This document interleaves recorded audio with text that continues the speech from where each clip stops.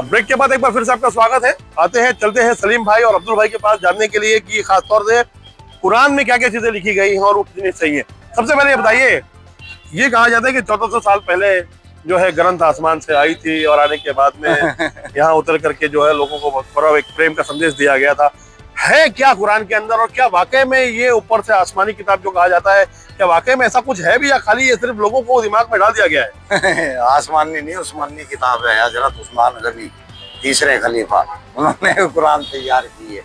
तो ये आसमानी नहीं है, ये अरब कंट्री का एक संविधान है जो इंसानों ने तैयार किया है। उसमें मैक्सिमम मोहम्मद साहब की जीवनी है, उनका तरीका है, उनकी घटनाएं हैं। तो जो मेंशन किया गया है, जो अभी हमने बात की नुपुर शर्मा को लेकर के भी जो बात की, जो घटनाएं, वो भी उसमें एक उनकी घटना का ही एक अध्याय है। हाँ, वो भी उनकी घटना का अध्याय है। चलो एक बात करते हैं, 72 हुरों की बात करते हैं। अब्दुल भाई आप भाई हमारे साथ में, हम आपसे भी पूछना चाहेंगे, 72 हुरों की जो बात की जाती है कि जन्नत मिलेगा, 72 हुर मिलेंगी, इस यहाँ पर कुछ नहीं रखा है, यहाँ पे कुछ नहीं करना, हम तो मरने के बाद के जीवन को जीते हैं। कई वीडियोस बच्चों के देखने को मिल रहे हैं। बहुत दुर्भाग्यपूर्ण है ये कि बच्चों का ब्रेन वॉश ऐसा किया जा रहा है कि उनसे कहा जा रहा है कि भाई मरने के बाद सब कुछ है, जीते जी कुछ नहीं है। क्या है ये 72 हुरों वाला कॉन्सेप्ट? लालच देने के लिए है ताकि लोग बाग जिहाद के लिए तैयार हों, लोग जिहाद के लिए हिचकिचाए नहीं। और क्या नाम है भाई, 72 हूर और जन्नत में जो बढ़िया बढ़िया मेवे मिलेंगे, बढ़िया बढ़िया खाने मिलेंगे। तो इस चक्कर में लोग जिहाद की तरफ आए, लोग एक दूसरे को मारें, लड़ाई झगड़ा। क्योंकि जिहाद का मतलब क्या होता है? जिहाद का मतलब तो यही होता है कि लड़ना अल्लाह के रास्ते में। अब बंदा की मानने के अंदर एक हूर चल रहे हैं कि उसे 72 हूर मिलेंगी, और जन्नत के अंदर दूध की नहरें, शहद की नहरें और मेवे, पता नहीं क्या क्या मिलेगा। तो इसकी तरफ लोग जिहाद की तरफ जल्दी आएंगे। शुरू कहाँ से हुआ ये 72 वाला कॉन्सेप्ट? ये शुरू यहीं से हुआ। इस्लाम से नबी ने ये दिमाग लगाया कि क्यों ना लोगों को लालच दिया जाए, क्योंकि उस टाइम पर लोग गरीब थे और औरतों का वो ज्यादा चलन था। सलीम भाई आप बताओ ना, ये कहाँ से शुरू हुआ? ये 72 वाला कॉन्सेप्ट आया किधर से? ये है क्या यहाँ पर जो हमारे घर की हूर है उसको छोड़ करके जो सबसे दूर है उस हूर के लिए आदमी मजबूर है? हाँ, यही हो रहा है। एक्चुअली उस टाइम जो है ना, लौंडीबाजी का सिस्टम ज्यादा था और मोहम्मद साहब इसके बहुत तगड़े शिकार थे, वो बहुत तगड़े शौकीन थे। अब ये अल्लाह ही जाने के मतलब उनका इस हिसाब किताब होता भी था या नहीं होता था, खाली शौक ही था या उनमें कुछ था भी अंदर, ये है भाई वो ही जाने। ठीक है ना। उनको पता था कि लोगों को औरत का लालच ज्यादा है, शराब का लालच ज्यादा है, शहद का, क्योंकि वहां पे ये चीजें थी। शराब मोहम्मद साहब भी पीते थे, हमने ये हदीस से भी बताई हुई है। सुनन और उसकी अबू दाऊद की किताब नंबर 26 है, हदीस नंबर 3707, वहाँ से पता लगता है। कुरान सही बुखारी 49 वहाँ से पता लगता है मोहम्मद साहब शराब पीते थे। वहाँ पे जो जो नेमतें थी ना, वो उन्होंने लालच में दे दी मुसलमानों को। चलो भाई तुम्हारे को 72 लुगाइयाँ मिलेगी, शानदार शानदार शहद की नहरें मिलेगी, है ना। ये चीजें मिलती नहीं थी। शहद भाई नहरों में नहीं आता भाई, वो मधुमक्खी के छत्ते में आता है। जरूर इतना तो लॉजिक लगा लो। दूध जो है भैंस के थन में से निकलता है, वो पहाड़ों में से नहीं निकलता भाई। कैसे कैसे लॉजिक दिए है मोहम्मद साहब ने। बाकी अब्दुल्ला भाई कुरान से एक चीज आपसे और जानना चाहेंगे, वो ये देखिए कई देशों में देखने मिल रहा है जहाँ महिलाओं को, मतलब गल्फ कंट्री, इस्लामिक कंट्रीज की बात करें, कई कंट्रीज में वहां पर महिलाओं को सम्मान नहीं है। मतलब वहां पे तो औरतों को बाकायदा बेचा भी जाता है, मजे करने के लिए बेचा जाता है। तो खासतौर से इस्लाम में महिलाओं को क्या दर्जा दिया गया है? और अभी अगर बात करें तो कई ऐसी महिलाएं हैं जो इस्लामिक, जो मुसलमान है, वो कम से कम अब उनका ब्रेन वॉश होना शुरू हुआ है, वो डाइवर्जन उनकी तरफ से शुरू हुआ है। वो देख रही हैं, वो चीजों को अपोज करना शुरू कर दी है। अब जहाँ उनके शौहर गलत कर रहे हैं वहां उनको वो अब लाइन पे लाने का भी काम कर रहे हैं। तो क्या कहना चाहेंगे ऐसी औरतों के लिए, और महिलाओं का क्या दर्जा है इस्लाम में? देखिए, महिलाओं का कहीं से कहीं तक कोई दर्जा इस्लाम में नहीं है। ना तो कोई ऐसी हदीस है जहाँ औरत के लिए कोई अच्छाई बयान कर रखी हो, ना ही कुरान के अंदर ऐसी कोई आयत है कि औरत के लिए कोई इंसाफ की बात हो। औरत को आधा दिमाग का बताया गया है, औरत की गवाही आधी बताई गई है, औरत का जायदाद में हिस्सा कम बताया गया है, औरत को अपनी शादी करने का भी अधिकार नहीं है, खुद वो कर ही नहीं सकती बिना वली के, है ना। औरत को अपने आप को छिपा के रखने का हुक्म दिया गया है। क्या अधिकार है औरत को? कुछ भी तो नहीं मिल रहा, जन्नत में भी नहीं मिल रहा। जन्नत में भी उसको एक चीज कही गई है कि ये जो है ऊपर के रंडी खाने की खल्ला होगी, यानी कि 72 हूरों की केयर टेकर होगी कि कब मेरे आदमी के साथ कौन सोएगी, उसका ये काम होगा।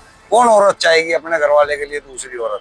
तो औरत की बहुत बड़ी बेइज्जती इस्लाम के अंदर है। क्या बोलना चाहेंगे वो औरतों को, जो औरतें फिलहाल हमारा कार्यक्रम देख रही हैं, मुसलमान मतलब मुस्लिम इस्लाम धर्म से जो ताल्लुक रखती हैं, उन लोगों के लिए क्या बोलना चाहेंगे आप? भाई पढ़ो अपने बारे में, इस्लाम के अंदर पढ़ो कि भाई आपके लिए क्या नेमतें लिखी हुई है, आपको क्या मिलेगा वहाँ पे।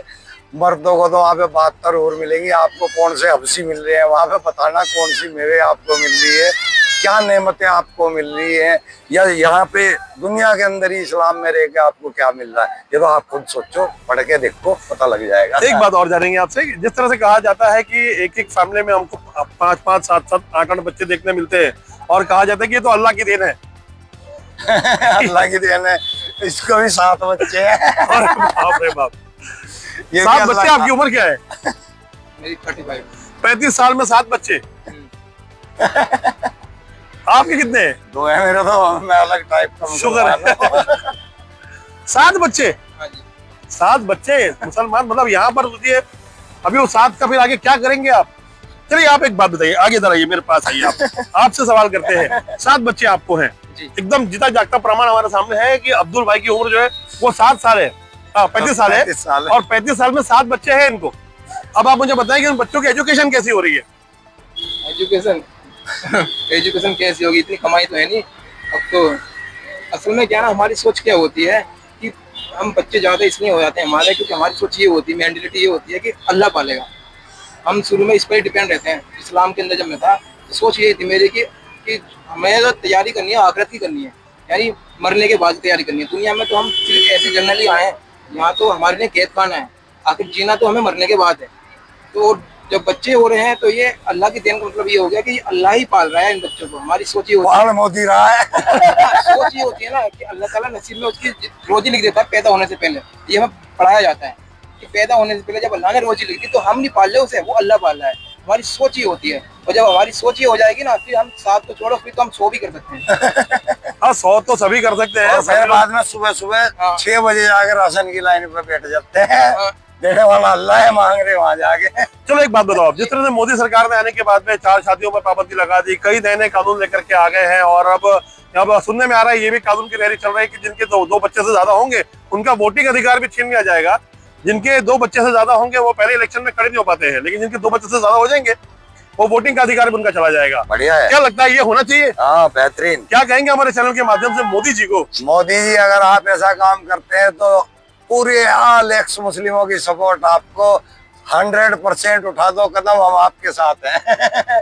तो फाइनली ये मानते हैं कि जो ग्रंथों में लिखा गया, खासकर कुरान में और हदीसों में जो बताया जाता है, वो कहीं ना कहीं पर लोगों को मिसगाइड करने के लिए ही है। हाँ हाँ, ये मिसगाइड करने के लिए। आज के टाइम में अगर आप देखेंगे, उस टाइम हो सकता है हालात ऐसे हो कि वो तब के लिए हो सकता है ये ठीक हो। आज तो ये जहर है, आज की जनरेशन के लिए जो इस्लाम मजहब है ये जहर है। आपके ऊपर थ्रेड भी है, कई आपको फोन कॉल भी आ रहे हैं, धमकियां दी जा रही है। क्या कहेंगे ऐसे लोगों को कि ऐसे लोगों को बुद्धि आए भगवान से कम उसके लिए कहेंगे? तो देखिए, फोन पे तो आदमी प्रधानमंत्री को भी धमकी दे सकता है, क्या बिगड़ रहा है? सामने आएगा ना, वो जैसे भाव लेके आएगा ऐसा उसका हाल हो जाएगा। अगर वो मेरे को मारना आएगा उससे पहले वो मर जाएगा। मैंने ये भी देखा कि बड़ा मजाक उड़ाते हैं ऐसे लोग करते आप। कई चीजें देखी सुनी है मैंने। कितना इनको सीरियस लेते हैं आप? मैं नहीं, बिल्कुल नहीं लेता सीरियस। मैं इन्हीं के बीच में, मैं जानता हूँ ना कौन कहाँ तक जा सकता है, और मुझे अपना पता है मैं कहाँ तक जा सकता हूँ, तो मुझे कोई डर नहीं है। इस बुरे मुहिम में जो अभी आप एक मुस्लिम का टाइटल आपका जो है, इस पूरे मुहिम में अब आपके साथ में और कितने लोग जुड़े हैं, और आप जहाँ रहते हैं वो मुस्लिम बहुमूल्य इलाका माना जाता है, मुस्लिम, तो वहाँ पे कितने लोगों से का विरोध का सामना आपको करना पड़ रहा है? नहीं, वो बेशक विरोध उनके मन के अंदर हो, मेरे सामने कोई विरोध नहीं होता। मुझसे सभी अच्छे से बात करते हैं, बहुत बढ़िया, भाई भाई के इज्जत से बात करते हैं, सलाम दुआ करते हैं, निकलते बढ़ते हैं। ऐसा कोई मेरे ऊपर कोई नहीं है। इसको आज ही मिली है धमकी, FIR हो जाएगा बोल रहे थे। तो ये ऐसे तो होते रहते हैं। मतलब अब्दुल्ला, मैं पूरे कुरान की बात करूं, जैसे आप कुरान की जानकार है, कुरान के स्कॉलर भी हैं आप, मुझे बताइए ना, क्या कुरान में ऐसे कहीं भी कोई भी ऐसे कोई एक वाक्य लिखे गए हैं जो लोगों के लिए अच्छा मैसेज दे रहे हैं? हाँ जी है। कहाँ है बताइए? लेकिन वो भी इस वजह से है ताकि जब आप तादाद में कम हो, यानी जब इस्लाम पावर में ना हो। जैसे बकरा की आयत नंबर 256 कैसी है? दीन में जबरदस्ती नहीं है, ठीक है। और क्या नाम है, सूरह काफिरून की आयत नंबर 6 कहती है, यानी सूरत नंबर 109 है, और आयत नंबर 6 लकुम दीन को वलिय दीन, कि तुम्हारे लिए तुम्हारा दिन और हमारे लिए हमारा दिन। यानी कोई लड़ाई झगड़े वाली नहीं है। लेकिन ये तो जब आप बताएंगे ना तो ऐसा महसूस होएगा जैसे कि इस्लाम बहुत अच्छा दिन है। लेकिन इसी कुरान के अंदर ऐसी भी आयतें हैं जैसे कि सूरह तौबा की आयत नंबर 5 कि जहाँ भी नॉन मुस्लिम मिले या काफिर मिले उसको कत्ल करो, उन्हें मारो, ठीक है, जब तक वो मुसलमान न बन जाए, कलमा न पढ़ने लगे और ज़कात न देने लगे तो उन्हें कत्ल करो। और ऐसी भी आयतें हैं, सूरह तौबा की आयत नंबर 29 भी है, इसमें लिखा हुआ है कि कातिलुल लजीना ला युमिनूना बिल्लाहि वला बिल यौमिल आखिर वला युहर्रिमूना मा हर्रमल्लाहु व रसूलुहु वला यदीनूना दीनल हक़्क़ि मिनल लजीना तुबा हत्ता युतू जिज़्यतन अन यदिन साकिरून। यानी उन लोगों से लड़ो जो अल्लाह के दीन को नहीं मानते और अल्लाह पर ईमान नहीं रखते हैं, यहाँ तक कि वो अपने हाथ से जिज़िया अदा करें, जलील होकर वो भी। तो एक बार बताइए, कुरान जो है दूसरों को, अगर दूसरे धर्म में कोई इंसान पैदा हुआ है तो इस वजह से उसको जलील होकर जिज़िया देना है, और इस्लाम में अगर कन्वर्ट नहीं होता है तो फिर उसको कत्ल करना है। अगर कोई बंदा जिज़िया नहीं दे पाता, कोई गरीब आदमी है जिज़िया नहीं दे पाता है तो फिर कत्ल का हकदार है। तो इस्लाम के अंदर ऐसी भी आयतें हैं, और ता क़यामत तक लड़ना है। सूरह अनफाल की आयत नंबर 39 कहती है कि जब तक दीन इस्लाम गालिब ना हो जाए पूरी दुनिया के अंदर, तब तक आपको जिहाद जारी रखना है। यानी नॉन मुस्लिमों को मुसलमान में, इस्लाम में लेकर आना है। तुम्हारा मेन पर्पस ये है लोगों को इस्लाम में लेकर आना, यानी इस्लाम ही दुनिया में गालिब होना चाहिए। यानी लोग जो है इस्लाम, मतलब खासकर कुरान में लिखी हुई जो अच्छी बातें हैं उसको फॉलो नहीं कर रहे हैं। लोग उसमें से उस चीज को फॉलो कर रहे हैं जो लग रहा है कि बहुत इजीली किया जा सकता है। अच्छी बातें हैं नहीं, वो कुछ इधर उधर से उठाई हुई हैं। अच्छी बातें आप ढूंढ नहीं पाओगे उसमें। जो खराब आयतें हैं ना वो उनको खराब कर देती है। जैसे कि वो लिखा हुआ है कि किसी बेगुनाह शख्स को मारना हराम है। मैदा की बत्ती से आपने एक चीज कही, मैंने सुना था, आपने कहा था कि अल्लाह टेररिस्ट है। हाँ, अगर वो टेरर अगर कर रहे हैं, टेरर फैला रहे हैं, अल्लाह क्या कोई भी व्यक्ति अगर इस तरह का टेरर फैला रहा है तो वो टेररिस्ट है। आपने बकायदा मेंशन किया था कि अल्लाह टेररिस्ट है। सूरह नंबर 8 आयत नंबर 12 अल्लाह खुद कह रहे हैं कि मैं लोगों के, काफिरों के दिलों में टेरर डाल दूंगा, यानी कि मैं टेररिस्ट हूँ, और तुम लोग उनके पोर पोर काट देना, उनको भी टुकड़े टुकड़े कर देना, छोटी छोटी बोटियां, छोटी छोटी बोटियां करनी, पोर पोर मतलब इतना पोर पोर पोर काटना उनका, यानी इतना इतना हिस्सा पूरे शरीर का। यानी कि इतना अल्लाह मियां इतना बदतमीज आदमी है, ऐसा कल भी नहीं यार, ऐसा काम मत सीखा। इंसानों को क्यों तो इस तरह जो है ऐसी बना रहा है। मारना ही है तो एक ही बार सीधे मार देना, पोर पोर काटने को बोल रहा है। बात करेंगे सलीम भाई से और अब्दुल्ला भाई से, जानेंगे कि आखिरकार ये चीजें अब कहाँ खत्म होंगी। लोगों के दिमाग में जो बदतर हुनों वाला कॉन्सेप्ट चल रहा है, बदतर हुनों के अलावा अगर बात करें जो जिहादी मानसिकता के जो लोग हैं, जो लगातार चल रहा है, देखने मिल रहा है कि दुर्भाग्यपूर्ण छोटे छोटे बच्चे जो है वो 8 साल 9 साल के, वो बोलते हैं कि हम तो आखिरत के लिए आए हैं, यहाँ पर कुछ नहीं है, यहाँ हमने कुछ नहीं करना, मरने के बाद जीवन है। लेकिन ये मरने के बाद के जीवन के लिए यहाँ पे जो लोग जीवित हैं उनको कितनी हानि इतनी हानि पहुंचाना क्या सही है? बताइए सर। जिस तरह से लोग अब एकदम जिहादी मानसिकता के बन गए, देखने मिल रहा है पूरे देश में हिंदू मुस्लिम का एक नया माहौल बन गया है। ठीक है, हर तरह से बन गया। कुछ लोग बोलते हैं कि मोदी सरकार के आने के बाद में माहौल बना है, कुछ लोग बोलते हैं कि भाई जो है मुसलमानों का आतंक कितना बढ़ गया है, इसके लिए अभी माहौल बन गया है। किसे जिम्मेदार मानते हैं? बहत्तरों वाला कॉन्सेप्ट, जिहादी मानसिकता, या वाकई में सरकार के आबाद आने के बाद का माहौल? नहीं, सरकार के आने के बाद तो बल्कि फायदा हो रहा है, रियल में फायदा हो रहा है। मुझे जीडीपी से हो या और ये क्या क्या हो रहा है विकास, इससे मतलब नहीं है। धार्मिक गुंडागर्दी खत्म हो चुकी है। जो इस्लामिक गुंडागर्दी थी वो अब कहीं पे नहीं है, और यूपी में तो कोई माइका लाल कर ही नहीं सकता जब तक योगी जी जिंदा है। और मोदी जी के इतनी ऊंची पदवी पे है कि वहां तक जरूरी नहीं हर किसी की बात चली जाए, लेकिन जिसकी चली गई खाली वो भी नहीं जाएगा, है ना। तो ये तो इस्लाम है ही ऐसा पीसफुल मजहब बताते हैं, ये पीस करता है। इससे इंसान तो क्या जानवर तक भी दुखी है, जीवों तक को खतरा है।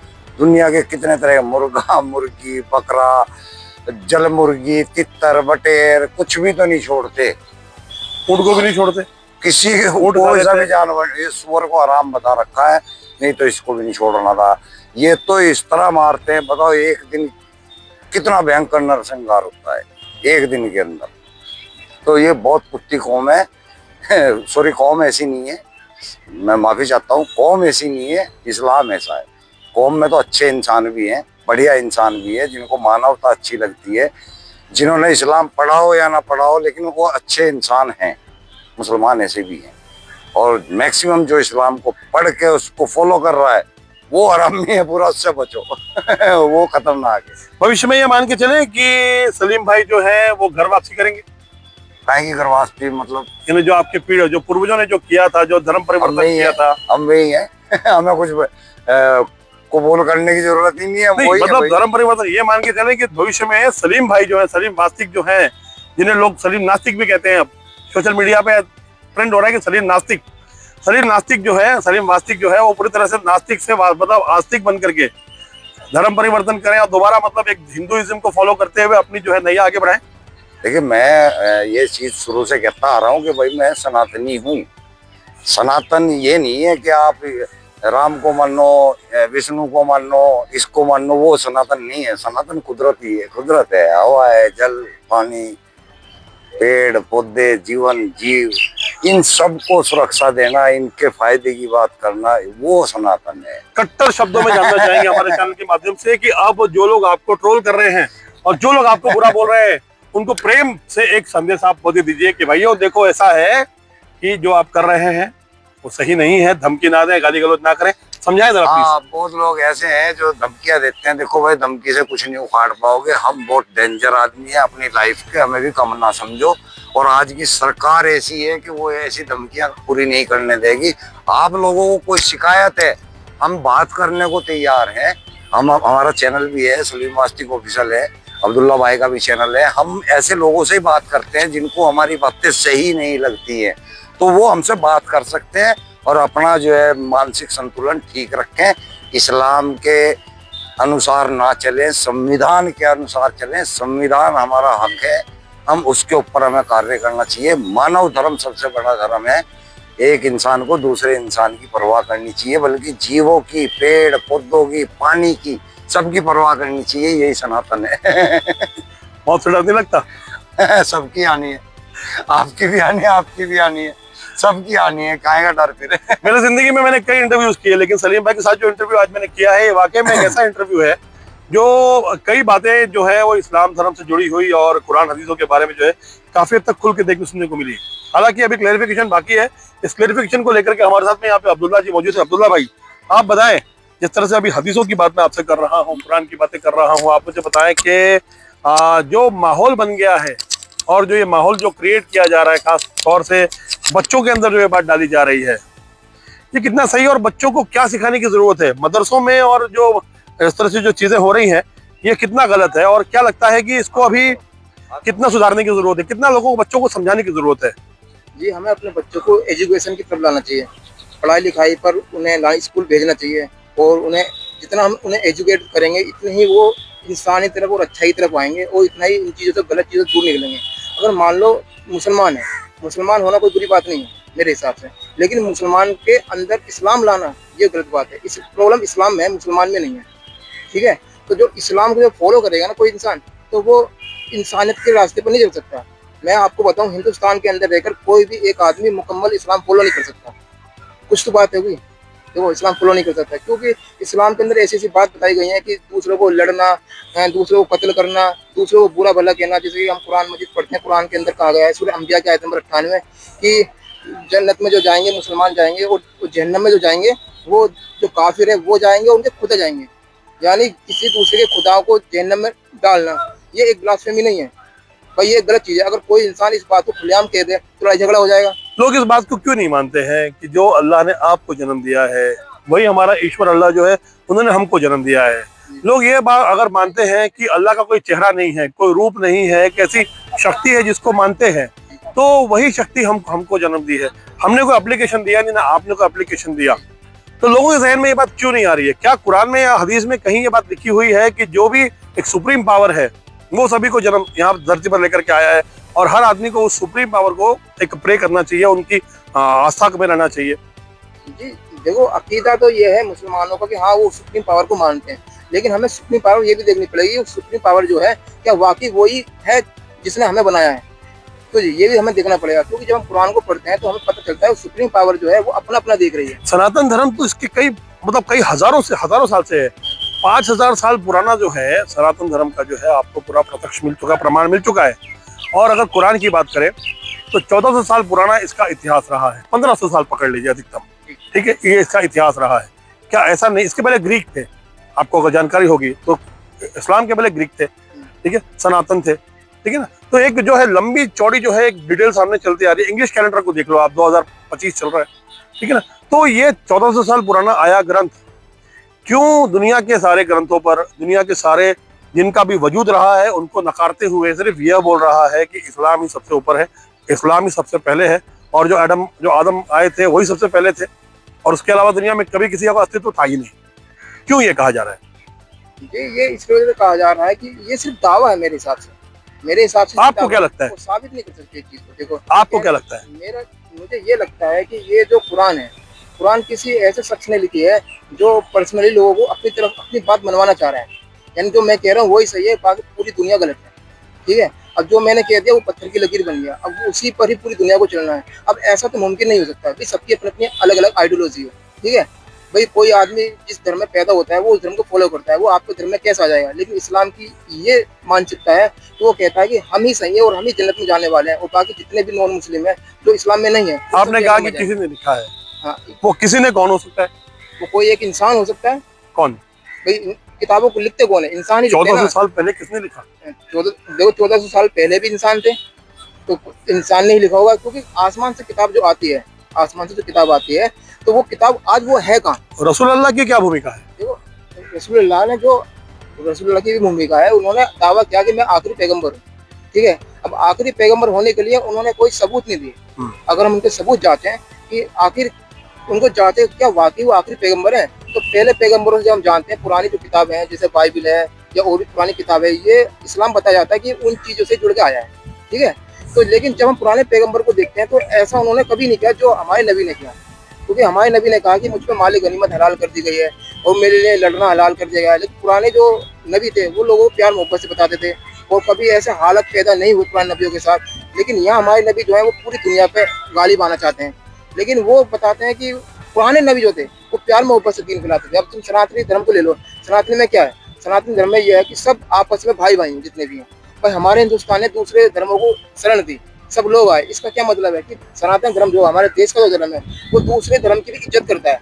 लेकिन तुम इस्लाम को देखो, अबू दाऊद की एक हदीस है 3030, उसके अंदर क्या लिखा हुआ है कि नबी ने कहा कि मैं चाहता हूँ कि ईसाइयों को और यहूदियों को अरब से निकाल दूं और यहाँ सिर्फ मुसलमानों को रहने दूं। तो आप देखो जहाँ मुसलमान जाते हैं वहाँ से दूसरी कौम को निकाल देते हैं इसी वजह से। ये हदीस को देखो क्लियर लिखा हुआ है कि मैं चाहता हूँ, अबू दाऊद की हदीस है 3030, कि मैं चाहता हूँ कि यहाँ से ईसाइयों को यहूदियों को निकाल दूं और सिर्फ मुसलमानों को यहाँ रहने दूं। तो जहाँ से मुसलमान जाते हैं वो चाहते हैं कि हमें हमारा ही रहने का हक है और धरती हमारी है, भाई किसी की नहीं है, यानी दूसरे धर्म पर गालिब आना चाहते हैं।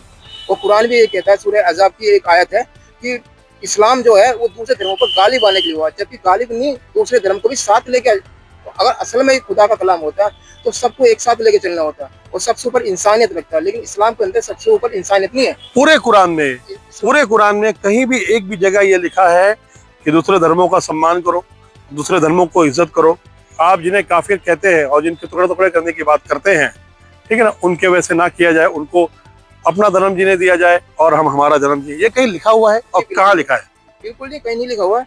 लेकिन इसके आप सोच के बोलिएगा। मैं नहीं चाहूंगा कि चैनल पे इसको ऑनर करने के बाद में कोई भी मेरा जो दर्शक हो जो इस प्रोग्राम को देखे वो इसको चैलेंज करे। अच्छा, आप एकदम याद से बताएं, क्योंकि आप कुरान के जानकार हैं, आपने पढ़ा है, आपको जानकारी है। आप मुझे बताएं कि कहीं भी ये लिखा हुआ है? कहीं भी? हाँ, मतलब पूरे कुरान में या हदीसों में कहीं भी इस चीज को मेंशन किया गया है कि भाई आप इस्लाम के फॉलोअर हैं, आप इस्लाम को माने, बाकी दूसरे जो धर्म जिनको आप काफिर कहते हैं उनको आप उनके धर्म से जीने दें, उनको परेशान ना करें। हर आदमी अपने अपने तरह से अपने अल्लाह को, ईश्वर को, भगवान को, जीसस को वो मान सकता है, उनकी पूजा कर सकता है। ये कहीं लिखा हुआ है क्या? जी हाँ, सूरह काफिरून की आयत नंबर 6 जैसे मैंने बताई थी अभी, उसमें लिखा हुआ है कि तुम्हारा दिन तुम्हारे लिए, हमारा दिन हमारे लिए। लेकिन क्या होता है कि इस्लाम है ना, दो तरह का इस्लाम है। एक तो वो इस्लाम है जब आप पावर में नहीं हो तो आपको कौन सा इस्लाम फॉलो करना है। तो दो तरह का इस्लाम है, एक मक्की इस्लाम है और एक मदनी इस्लाम है। यानी जब आप पावर में नहीं हो तो आपको कौन सी आयतें फॉलो करनी है, फिर आपको ये वाली आयतें फॉलो करनी है। जैसे सूरह काफिरून की आयत नंबर 6 मैंने आपको बताया कि तुम्हारा दिन तुम्हारे लिए और हमारा दिन हमारे लिए। और सूरह बकरा की आयत नंबर 256 ला इकराह फी दीन, दीन में जबरदस्ती नहीं है। ये ऐसे ऐसी आयतें जो है ना, ये मक्का में नाजिल हुई थी जब नबी के पास फ्लोवर नहीं थे, मतलब ज़्यादा, जब वो कमजोर थे, यानी जब लड़ेंगे तो ऊपर से हमें ही पेल देंगे वो। तो इसलिए उस टाइम पर ये वाली आयतें फॉलो करनी थी। उसी तरीके से आज भी लोग फॉलो करते हैं उन आयतों को कि तुम्हारा दिन तुम्हारे लिए। अब तुम्हें ज्यादातर तुम्हें ये सुनने को मिलेगा कि तुम्हारा दिन तुम्हारे लिए, हमारा दिन हमारे लिए। लेकिन इस्लाम जब पावर में आता है ना, तो फिर ये वाली आयतें मनसूख हो जाती हैं। क्योंकि जब सूरह तौबा की आयत नंबर 5 आई है ना, उसने कहा है कि जितनी भी अमान वाली आयतें हैं, यानी जितनी भी प्यार मोहब्बत वाली आयतें हैं कि तुम्हारा दिन तुम्हारे लिए और हमारा दिन हमारे लिए, वो सारी मनसूख हो गई। अब इस्लाम का डंका बोलेगा, अब इस्लाम चलेगा। इस्लाम का मतलब ये है कि अब इस्लाम ही यानी कि लोगों ने अब इस बात को फॉलो करना छोड़ दिया। अब लोग जो है सोचते हैं कि पावर में रहें, लोगों को डराएं, धमकाएं और लोगों को अपने पैरों तले रौंदें। और जो जैसे आपने कहा कि टुकड़े टुकड़े करने वाली बात जो की गई है, उस तरह की मानसिकता को लेकर के लोग जो है आगे बढ़ रहे हैं। यानी वो दिमाग से लोगों की निकल चुका है कि किसी भी तरह से अब जो दूसरे दीन धर्म के जो लोग हैं उनको अब ढंग से नहीं रहने दिया जाएगा। जी बिल्कुल। अब पावर में आ गए ना, वो जो भाईचारा था ना, वो जब होता है जब हम ताकत में कम हैं, जब हम थोड़े हैं। और जब हम पावर में आ जाते हैं ना, तो असल में इस्लाम की सोच क्या है? असल में इस्लाम की सोच ये है कि ये धरती जो है ये खुदा की है और दीन सिर्फ एक है, अल्लाह का। और जब हम ये वाली बात बोल रहे कि तुम्हारा दिन तुम्हारे लिए, हमारा दिन हमारे लिए, वो इस वजह से बोल लेते हैं क्योंकि हम है ताकत में कम। वो मजबूरी के तहत ये वाली बात बोली जा रही है। आप समझ रहे मेरी बात कि भाई हम बोल नहीं सकते। आप कम है तो नहीं बोलेंगे, ज्यादा है तो जरूर बोलेंगे। ज्यादा है जरूर बोलेंगे, क्योंकि देखो कुरान की आयत मैंने आपको बताया ना, सूरह अनफाल की आयत नंबर 39 कह कहती है कि पूरे दुनिया में जब तक इस्लाम गालिब ना हो जाए तब तक आपको इनसे जिहाद करना है। क्यों? और सूरह तौबा की आयत नंबर 5 में बार बार बता रहा हूँ आपको, फक्तुल मुशरिकीन, यानी कत्ल करो मुशरिकीन को, हैसु वजह तुम, जहाँ भी तुम्हें ले पाओ, यानी जहाँ भी तुम नॉन मुस्लिम को पाओ उनको कत्ल करो, जब तक कि वो नमाज न पढ़ने लगे, जकात न देने लगे, अल्लाह का दीन कबूल न कर लें, जब तक आप उनसे लड़ना है। तो आप ये खुद बताइए कि वो ऐसा, फिर तो ये कॉन्ट्रडिक्ट होगी ना। भाई पहले आप कह रहे थे कि तुम्हारा दिन तुम्हारे लिए, अब तुम कह रहे हो कि सिर्फ इस्लाम ही इस्लाम है। तो इसका क्या मतलब? इसको समझने के लिए हमें ये समझना पड़ेगा कि जब आप कम हैं, जब आप में इतनी ताकत, दोहरा करें तो दो स्टेटमेंट अलग अलग, दोनों स्टेटमेंट अलग अलग है। देखो वो क्या है, सिचुएशन के हिसाब से आपको इस्लाम फॉलो करना है। जैसी आपकी सिचुएशन, अब मान लो आपकी जान को खतरा है, तो आपके लिए हर हराम चीज, वो ऐसे करके बात करेंगे, भैया माफ करो, दादा माफ करो, चाचा माफ करो। और जैसे ही 50 मिनट खड़े हो गए तो तू कौन है बे, वो चीज ना। कोई नहीं। सलीम भाई एक चीज आपसे और जानना चाहेंगे, आइए आपको जोड़ ले चलते चलते खत्म करने के पहले। सलीम भाई, बढ़ती हुई जनसंख्या मुसलमानों की और इस तरह की जिहादी मानसिकता और जो बदतर होने वाला ख्वाब है, ये देश के लिए, दुनिया के लिए कितना बड़ा एक थ्रेट है, ये बताएं आप। ये पूरे ब्रह्मांड के लिए हानिकारक है। पूरा ब्रह्मांड इससे ग्रस्त है, दुखी है, परेशान है। ओ भाई तुम इतने बच्चे पैदा कर लो जितनों को शिक्षा दिला सको, जितनी तुम्हारी औकात है। तुम पैदा करते हो और हाथ में रिक्शा पकड़ा देते हो, केले की रेडी पकड़ा देते हो, पंचर की दुकान पे बिठा देते हो। भाई तुम्हारा कोई फर्ज है, तुम अगर बच्चे पैदा कर रहे हो तो इतने करो जो देश के भी काम आए, तुम्हारे भी काम आए। तुम उनको अच्छे से पाल सको, ना कि राशन की दुकान पर लाइन में लगा सको। ऐसा हो, इतना होना चाहिए। तो ये बड़ा थ्रेट है, कहीं ना कहीं मानते हैं आप भी। हाँ। और तो ये एंटायर कन्वर्सेशन थी मेरे सामने अभी अब्दुल भाई कुछ बोलना चाह रहे हैं। अब्दुल भाई क्या बोलना चाहते हैं, बताएं अब्दुल, आप भी क्लियर करें। कि मैं ये कहना चाहूँगा कि जब मैं मुसलमान था तो जब इसी वजह से मैंने 7 बच्चे हो गए, लेकिन आज मैं मुस्लिम सोच नहीं रखता हूँ। तो आज मेंटलिटी मेरी ये कहती है कि बच्चे सिर्फ 1 या 2 होने चाहिए। क्यों? क्योंकि अब मेरी समझ में आया है कि इस्लाम तो ऐसे नाम के लिए है, असल में तो हमें इस दुनिया में जीना, हमें ये जीवन बड़ी मुश्किल से मिला है। और ये जीवन इतनी मुश्किल से मिला है तो क्यों इस चक्कर में हम वेस्ट कर दे? बच्चे ज्यादा करेंगे तो फिर हमें परेशानी होगी, हम उनका ख्याल नहीं रख सकते। आगे चल के वो बच्चे ही हमें गाली देंगे। मुफलिसी का सामना करना पड़ा है आपको? बिल्कुल भाई, बहुत ज्यादा। देखो जब बच्चे ज्यादा होते हैं ना तो उनको रोटी के भी लाले पड़ जाते हैं। पढ़ने कितने बच्चे जा रहे हैं आपके? मेरे बच्चे पढ़ने तो जा रहे हैं, लेकिन बस कैसे कैसे मैं पढ़ा रहा हूँ बस मेरा दिल जानता है भाई। हाँ देखो, मैं एक गरीब घर का बंदा हूँ, जो बंदा 10,000 कमाने वाला महीने का बंदा है, वो 7 बच्चे कैसे पाल सकता है? अब मेरे को ये चीज अब समझ में आती है। लेकिन जब हम मुसलमान थे ना, देखो मुसलमानों में, मुसलमान होने पर और मुसलमान से बाहर होने पर सोच बदल जाती है भाई। जब हम मुसलमान होते हैं ना तो हमारी सोच ये होती है कि हमें अल्लाह पालता है, लेकिन जब हम इस्लाम से बाहर आते हैं फिर हमें पता चलता है कि वो बच्चे हमें ही पालने पड़ेंगे। सही बात है। हाँ, बच्चे हमें पालने पड़ेंगे, वो हमारी जिम्मेदारी है। अब हमने 7 तो हो गए, अब उनकी शिक्षा और उनका खाना पीना कैसे करेंगे? अब मुझे पता चलता है। तो मैं तुम्हारे लिए भाई एक रोल मॉडल हूँ, मुझे देख के समझो, मुझे मेरे दिल की हालत समझो। बिल्कुल क्या बीती है आज, मैं पछताता हूँ, बहुत ज्यादा पछताता हूँ मेरे भाई। लेकिन अकल आई है, लेट आई है, लेकिन आपके पास अभी मौका है, तो आप सुधर जाओ और आप इस चीज को जरा सोचो। बच्चे 1 या 2 बेहतर हैं, भाई और गरीब तेरे के पास लिए भी तो सही एक ही है। टाइम पे आ गई, समझ है ना, अभी जिंदगी पड़ी है, बहुत लोगों को सुधार जिंदगी देगा। आपकी भी बहुत बड़ी है सलीम भाई। देखिए ये प्रोग्राम करने के पीछे हमारा जो मकसद है वो ये नहीं है कि हम किसी धर्म या किसी को गलत बोल रहे हैं, और ना ही जो मेरे दोनों गेस्ट की अगर बात करूं, मेरे दोनों ही गेस्ट ने लगातार बार बार यह कहा कि कोई धर्म बुरा नहीं है। एक बार सलीम भाई के मुंह से गलती से निकला, उन्होंने क्लेरिफाई किया कि वो किसी धर्म को गलत नहीं बोल रहे हैं।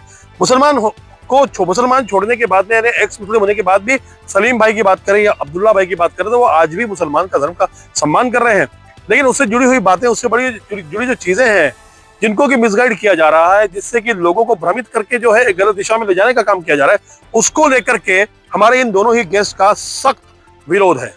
तो उम्मीद करते हैं इस कार्यक्रम के बाद में, देखने के बाद में आपको समझ में आएगा कि यहाँ पे मुस्लिम विरोधी कोई नहीं है, मुसलमान को विरोधी कोई नहीं कह रहा। इन्होंने पूरी कौम को गलत नहीं कहा, इन्होंने सिर्फ ये, हमारा तो परिवार है। बिल्कुल। देखिए कहीं ना कहीं पर मैं हिंदू हूँ, मैं पंडित हूँ, मैं ब्राह्मण हूँ जात से, लेकिन मैं आपको बता दूं कि मेरे भी मन में मुसलमानों के लिए बहुत प्रेम है, बहुत रिस्पेक्ट है। मेरे कई दोस्त मुसलमान हैं, लेकिन आपको बता दें कि इसका मतलब ये नहीं कि कुछ गलत है सभी गलत हुए। हमारे इन गेस्ट का मानना यह है, हमारे इन गेस्ट का मैसेज ये है कि जो लोग अपने लीग से भटक गए हैं, जो लोग अल्लाह देगा और अल्लाह को ही मान के इतनी जनसंख्या बढ़ा रहे हैं और जो है बच्चों की अपनी पूर्ति नहीं कर पा रहे हैं, उन लोगों के लिए एक मैसेज है। आपको ये कार्यक्रम कैसा लगा मैं जानना चाहूंगा कि अपने कमेंट बॉक्स में, और बाकायदा हमारा जो ऑफिशियल ईमेल आईडी है उस पर इसकी जानकारी हमको जरूर दें। और बेशक हमारी तरफ से आपको पूरा सहयोग रहेगा, जो थ्रेड्स आपको आ रहे हैं उसको लेकर के जो भी हमसे पता लगे कि चैनल आपके साथ खड़ा है हर वक्त हर जगह पर। अब्दुल्ला भाई, थैंक यू सो मच। जय हिंद, जय महाराष्ट्र।